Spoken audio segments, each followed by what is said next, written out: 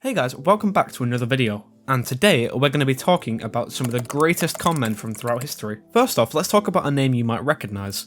Charles Ponzi. He was born in Lugo in Italy back in 1882 to a relatively well-off family. He was one of the first con artists in history to take advantage of the aptly named Ponzi scheme to defraud investors. He hooked people in by promising his investors a return of 50% in just 45 days and 100% within 90. And with such ridiculous returns, it's not surprising that people were that eager to invest. Now, for an extremely brief overview, this scheme essentially used new investors' money to pay off the old investors, and so on and so forth. The scheme ran for around a year and netted Ponzi $15 million in profit, or around $220 million in today's money. Next up, we have Victor Lustig, who was born in 1890 in Austria-Hungary, and is considered one of the most notorious con men in history. Lustig posed as a government agent and convinced a number of wealthy individuals to invest in a quote-unquote money printing machine, and that he could legally print money for the government. Now, it's safe to say said money was counterfeit, but I would argue this is one of his kind of lesser scams. The biggest one is when he sold the Eiffel Tower twice. How did he do this, you might ask?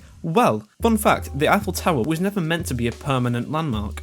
It was originally built to only last around 20 years, and by 1925 it was kind of a rusting eyesore in Paris, and a lot of Parisians wanted it gone. So back on topic, he essentially convinced a load of scrap dealers that he was a government official, and that the plan was to break down the Eiffel Tower and sell it as scrap, and that the scrap would go to the highest bidder. Said highest bidder paid $70,000 for the Eiffel Tower, which, you know, an absolute bargain, but that's around 1.1 million in today's money. The craziest part is that he actually tried to sell it again a month later, but this time he was kind of caught in the act, and before you know it, he was fleeing on a boat to the US. Now, if you were ever told that forging signatures won't get you anywhere in life, Frank Abagnale Jr., who was born in 1948, can prove you wrong. He posed as many things, from a doctor, a lawyer, all the way to a pilot, and conned thousands of dollars from banks and individual people alike. His con was so convincing that he managed to issue more than $2.5 million worth of fake checks, all with a completely forged signature. He was eventually caught by the FBI and ended up serving 5 years out of a 12-year sentence. Ironically enough, after getting out early, he joined the FBI as a security consultant. Anyway, thanks for watching, and like and follow for more.